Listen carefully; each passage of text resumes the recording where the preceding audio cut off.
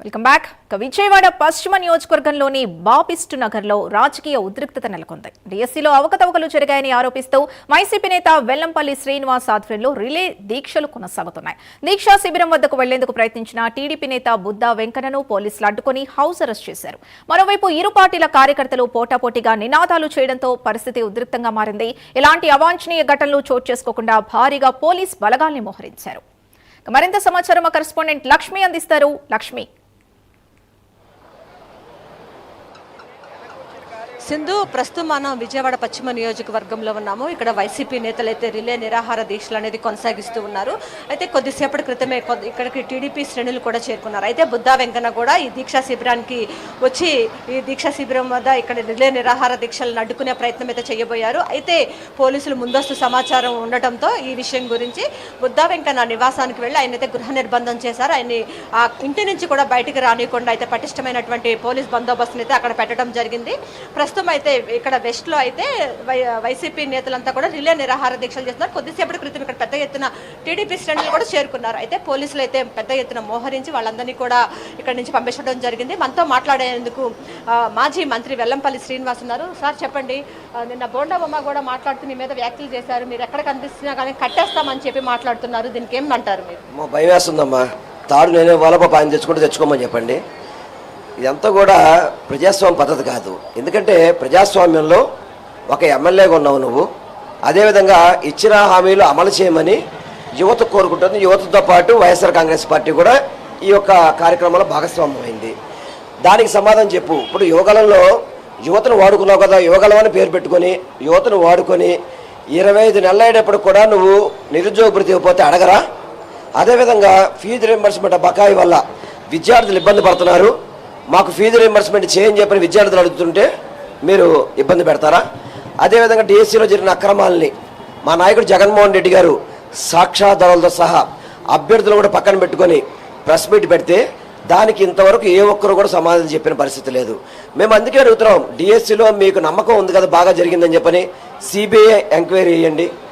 లేని పక్షంలో ఏదైతే ఇవన్నీ కూడా మనం అడిగినా కూడా విద్యాశాఖ సంబంధించి నైతిక బాధ్యత వహించి విద్యాశాఖ మంత్రి రాజీనామా చేయమని అడుగుతున్నాం. దానికి సమాధానం చెప్పగలే సత్తా ఉంటే చెప్పమని చెప్పండి. అది చెప్పకుండా మా మీద వ్యక్తిగతంగా దూషించడం, లేదు నన్ను బంధిస్తానని చెప్పడం, తర్వాత అదేవిధంగా ఏదో ఇక్కడికి వచ్చి గూండాయిజం చేద్దాం, రౌడీజం చేద్దామంటే మేము జగన్మోహన్ రెడ్డి గారి తాలూకా నాయకత్వంలో పనిచేస్తున్నాం.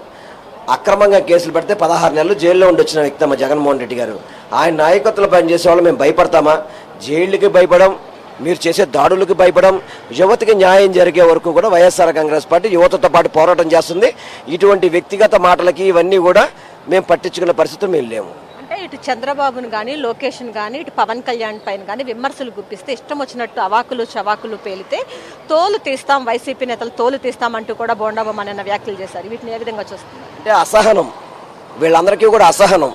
వాస్తవంగా చెప్పాలి, చంద్రబాబు నాయుడిని మేమెవరు తిట్టలేదమ్మా. కాపులు గొంతు కోసింది అని తిట్టింది అని చెప్పి ఎవరమ్మా? బోండాబొమ్మనే చెప్పింది. కాపులు గొంతు కోసాడు చంద్రబాబు నాయుడు అని చెప్పిన వ్యక్తి ఎవరు?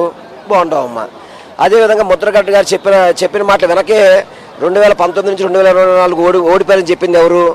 చంద్రబాబుని, నారా లోకేష్. మేమెవరు తిట్టట్లా, మేము ప్రశ్నిస్తున్నాం అంతే. అసలుగా తిట్టిన వ్యక్తి బోండాబొమ్మనే. ఇవాళ అతను శీల పరీక్ష కోసం అని చెప్పని ఏదో మేము లోకేష్తో ఉన్నానని చెప్పుకోవడానికి అతను శీల పరీక్ష చేసుకుంటాడు తప్ప వైఎస్ఆర్ కాంగ్రెస్ పార్టీ యువత కోసం పోరాటం చేస్తుంది. మేము అడిగిన చేసే పోరాటంలో ఎక్కడైనా తప్పు ఉందా? లేకపోతే నువ్వు సమాధానం చెప్పు. నిరుద్యోగ భృతి 25 నెలలు అయిపోతే అడగరా? అడిగితే తప్ప? అడిగితే మీరు తాళ్ళు పెట్టి కట్టేస్తావా? ఏంటి మాటలు ఇవన్నీ? అందుకే చెప్తున్నా, అతను బోండాబొమ్మ అనే వ్యక్తి ఒక ఎమ్మెల్యే కాదు, శాసనసభ్యుడు కాదు, అసెంబ్లీ రౌడీ అని చెప్పి ఈరోజు అందరూ కూడా బయట మాట్లాడుకున్న పరిస్థితి మీకు తెలియపరుస్తున్నాను. అంటే ఇప్పుడు జగన్ 2.0 అని చెప్పి రపా అని డైలాగులు వాడటం కానీ, గంగమ్మ జాతరలో పొట్టేళ్ల తల నరికినట్టు నరుకుతామంటూ కూడా రెచ్చగొట్టే వ్యాఖ్యలు చేస్తున్నారు వైసీపీ నేతలు అని చెప్పి అంటున్నారు. దీనికి మీరు ఏ విధంగా సమర్థించుకుంటారు? ఎక్కడ చేశారమ్మా? ఎక్కడో అరవకరో ఎప్పుడో చేసిన డైలాగ్స్ ఇప్పుడు చెప్తున్నారు. మరి పట్టాభి మా ముఖ్యమంత్రి గారిని బోసడీకే తిట్టాడు, ఏమైనా చర్యలు తీసుకున్నారా? ఏంటంటే వాళ్ళు వ్యక్తిగత దోషం చేస్తూ ఇప్పుడు బోండాబొమ్మ ఏ విధంగా మాట్లాడాడు? అది ఎవరైనా సమాజం ఏమన్నా హర్షిస్తుందా? అంటే నువ్వు ఒక ఎమ్మెల్యే ఉండి నువ్వే బాధ్యత రాహిత్యంగా మాట్లాడితే ఇటు నుంచి మేము మాట్లాడతాము, మాట్లాడే హక్కు మాకే ఉందని చెప్పి అనుకుంటాం అనేది సమంజసం కాదు. మేము ప్రజాస్వామ్య పద్ధతిలో ఈరోజు మా కార్యాలయం ఇది, మా పార్టీ కార్యాలయం ఇక్కడ నిరసన తెలియజేస్తున్నాం. దమ్ముంటే సమాధానం చెప్పు, లేదంటావా మేము దేనికైనా సిద్ధం. అయితే మేము మా కార్యాలయం ఎదుటే ధర్నా చేస్తున్నాము, దమ్ముంటే వీటికి సమాధానం చెప్పాలి అని చెప్పి అయితే వెల్లంపల్లి బోండా మాకైతే సవాల్ విసురుతున్న పరిస్థితి ఇక్కడ కనిపిస్తూ ఉంది. సింధు.